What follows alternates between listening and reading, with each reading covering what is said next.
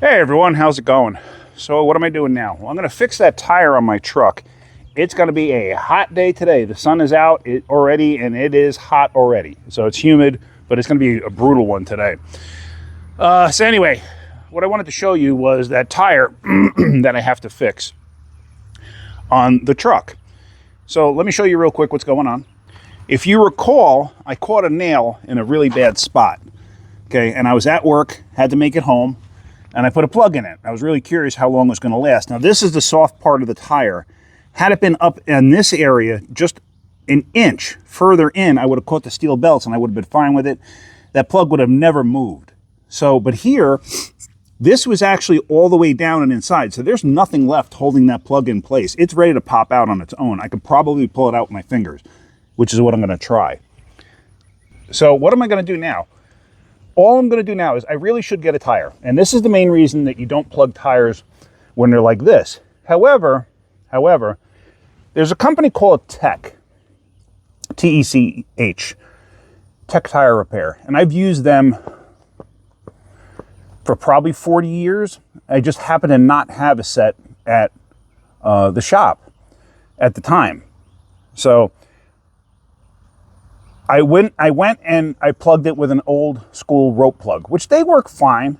They work fine most of the time. They're not the best, not my preferred way of plugging a tire.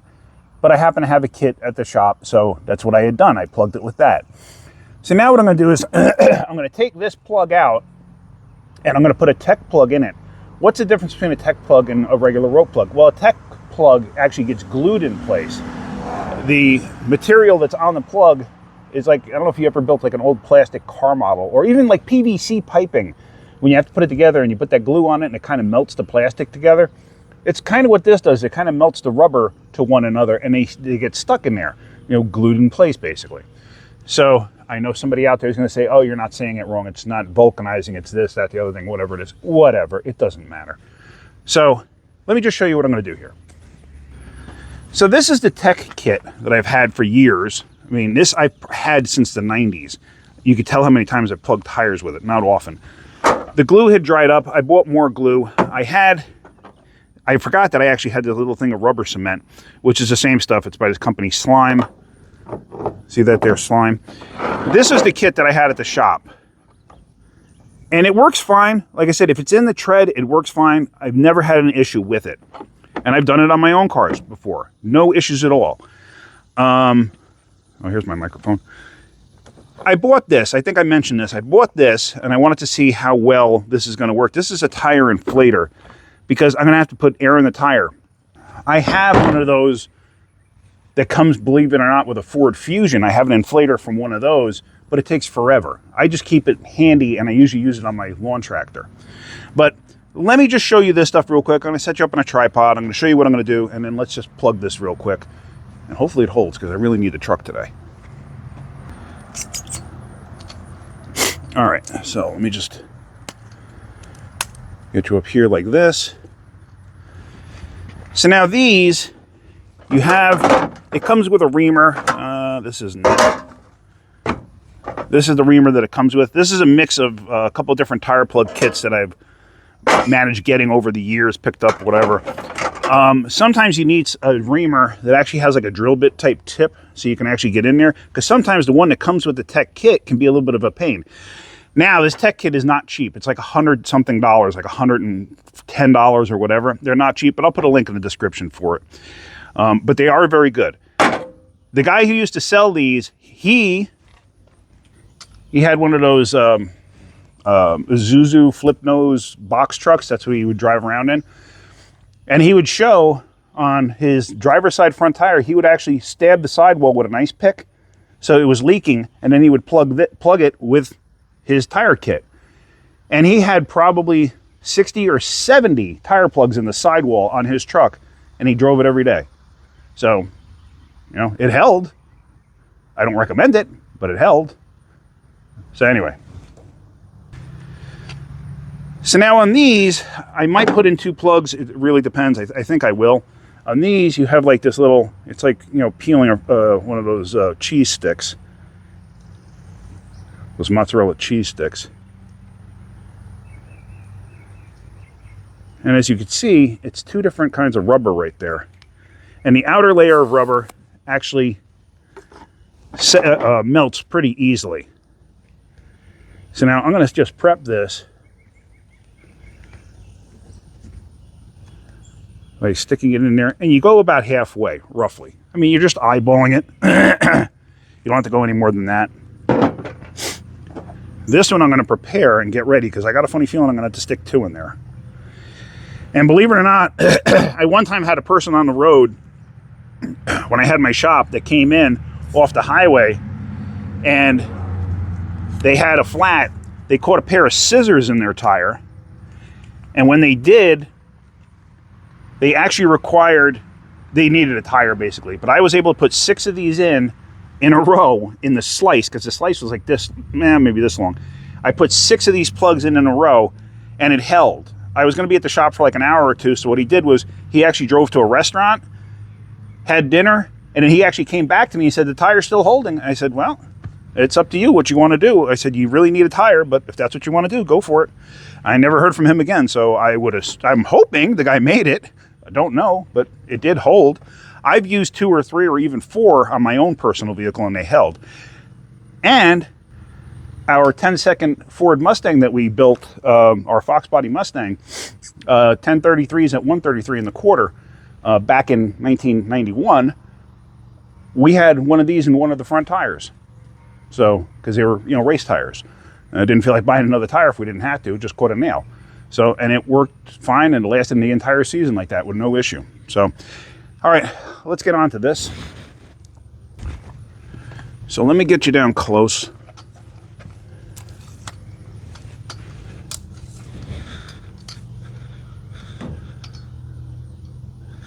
And let's see how this works out.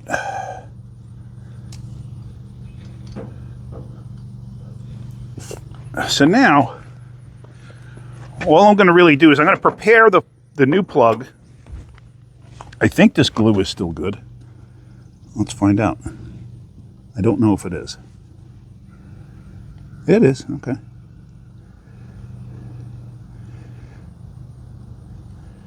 But I did buy a new bottle of it. I think I just showed you that.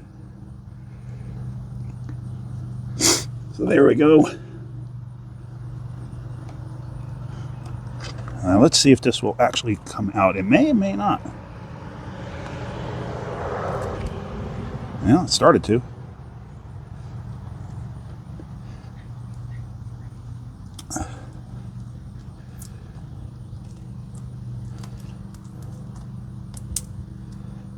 You hear it popping? That's actually air pushing the material out.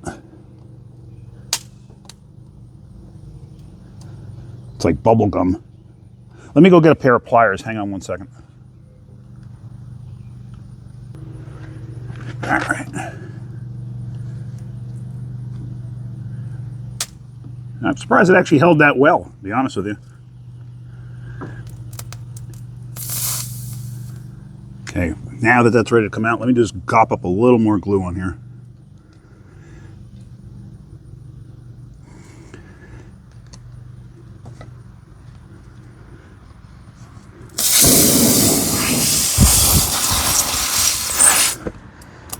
Okay, there's one. Let me get the second one. And same thing. I'm gonna go about halfway. Oops.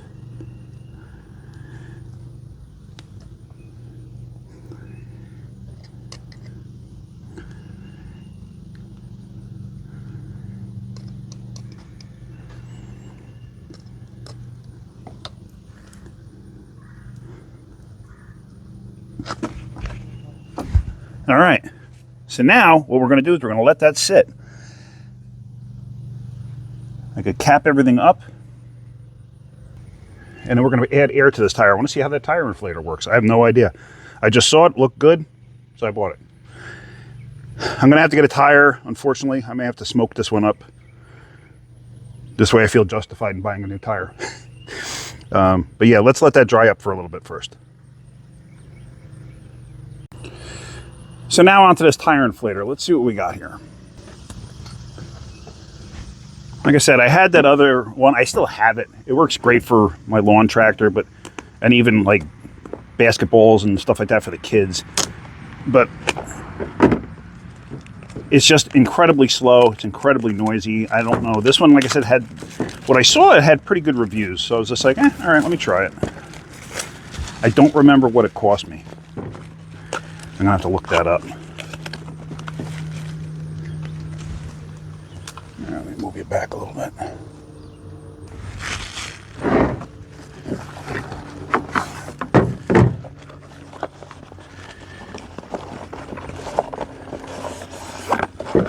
Oh yeah, duh. It's got its own battery pack too. I forgot about that. Okay, so it comes with different style adapters. You can inflate like the pool stuff, and like if you got the floaties for the kids and whatnot, you can inflate those. You got the needle for the basketballs and stuff like that. I actually forgot that this was, I thought this was when you plug into the cigarette lighter. I hope it's charged. Let's see, so not much to it.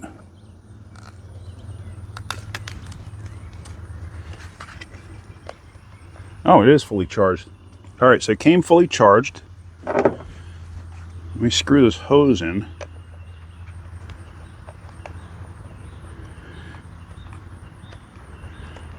Now, I'm going to do like any man should do, not read directions. But I'm going to turn it on. Add. I don't know, hold on.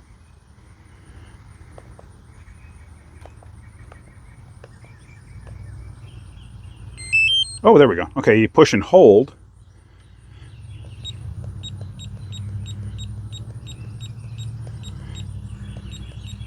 I drive around with 50 PSI in the rear because I do use this truck to tow. So let's see. Let's see what this thing actually does, because I do not know. I didn't even watch any videos on it.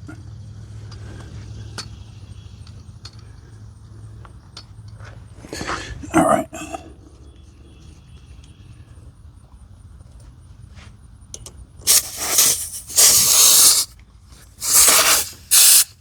Okay, so that plugged in pretty easy. Oh, it's already at 46. So, no, that's not what I want. No. Okay, it gives you different choices on pressure. 50, okay. Oh, there we go.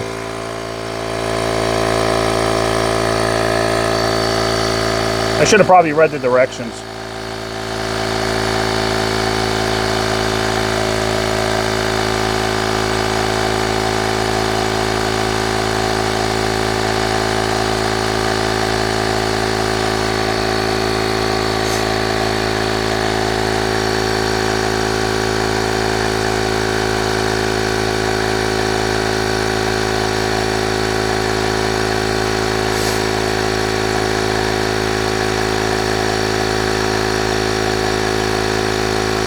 Definitely not the fastest in the world, but it's not slow either.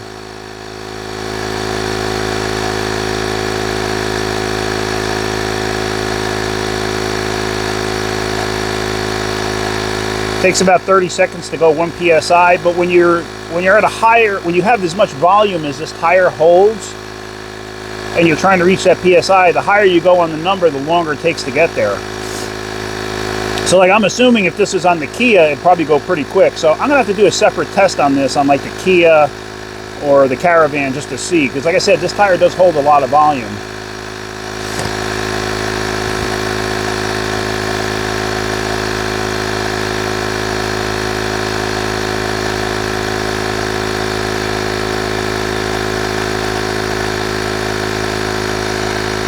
I apologize if it's making a lot of noise in the camera or in the speakers. Nothing I could do about that. There we go. Okay, so that actually was not difficult. Now, I don't know how charged up this was. It showed full charge and it dropped 1 bar.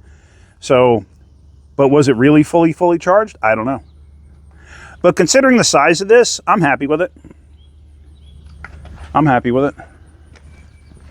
And I mean, shoot, you could just charge it in your car. And it even comes with a little carrying case so you could stick it in your glove box. So, okay, yeah, I'm not disappointed. I'm gonna have to look up and see what it actually cost me. I don't even remember at this point. So now the one last thing I'm gonna do is, before we leave here, I'm just gonna trim off the side of that plug with a razor blade, and then I'm gonna take the kit with me too, just in case, because you never know. Like I said, I really should get a tire. It's just I need it right now, and where am I going to get a tire this quick? I can't. So I can order one come Monday, but it is what it is. All right, let me do that. Let's finish up what I got to do here. I'll get a razor blade, slice that off, and then we're going to continue about our day. All right, let's do that. All right, so let's slice that off. Now here's the razor blade I'm going to use. You may be wondering, where in the world do you get a razor blade like that? Well, here it is, and this was from years and years ago. I got this when my father-in-law passed away. He was a forensic photographer. So these, I believe, were used during autopsy type things. I'm not sure, but it was medical related. So, but like I said, he was the forensic photographer, so it's very possible. So there it is. I just slice it down. This stuff is sticky as all get out too, and it will dry up. So I'm good with that. I have the kit with me, so if I have any issues, at least I can do this all over again. But that's pretty much going to end this. So, all right, well, hopefully you got something out of that. If you did, hit that like button. If you could, please subscribe. Wish me luck. All right, guys, have a great day. Keep wrenching.